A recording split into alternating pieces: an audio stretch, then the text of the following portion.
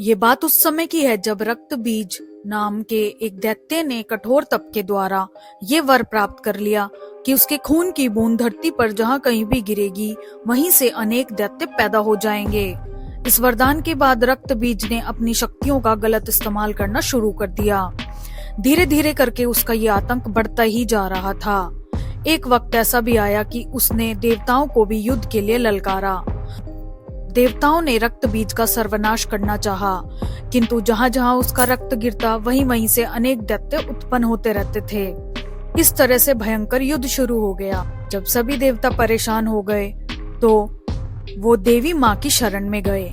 माँ काली की उत्पत्ति राक्षसों का वध करने के लिए ही हुई थी।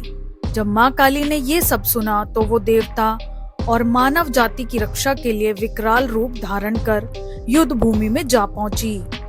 काली माँ का विकराल रूप तो आप सभी ने अवश्य देखा होगा। माँ काली ने राक्षसों का वध करना शुरू कर दिया, लेकिन वही होता जा रहा था कि रक्त की बूंद जहाँ भी गिरती वहीं से अनेक दैत्य प्रकट हो जाते। अब माँ काली को अत्यंत क्रोध आया। उन्होंने अपनी जीभ को बहुत बड़ा कर लिया। अब जैसे ही माँ काली किसी दैत्य को मारती उसका रक्त ग्रहण करती जाती। इस तरह काफी दैत्य मृत्यु को प्राप्त हो गए और लाशों के ढेर लग गए। ये कार्य करते करते माँ को इतना ज्यादा क्रोध आया कि उनका भयानक और विकराल रूप देखने वाला था। अब कोई भी उन्हें शांत नहीं करा पा रहा था, ना ही किसी में उनके समीप जाने की हिम्मत थी।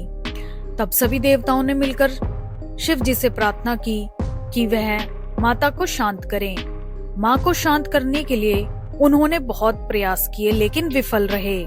अंत में भगवान शिव माँ काली के मार्ग में लेट गए। जब उनके चरण भगवान शिव के ऊपर पड़े तो माँ एकदम से वहीं रुक गई और उनका क्रोध शांत हो गया।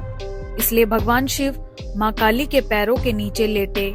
यह प्रतिमा इस कहानी को भली भांति दर्शाती है।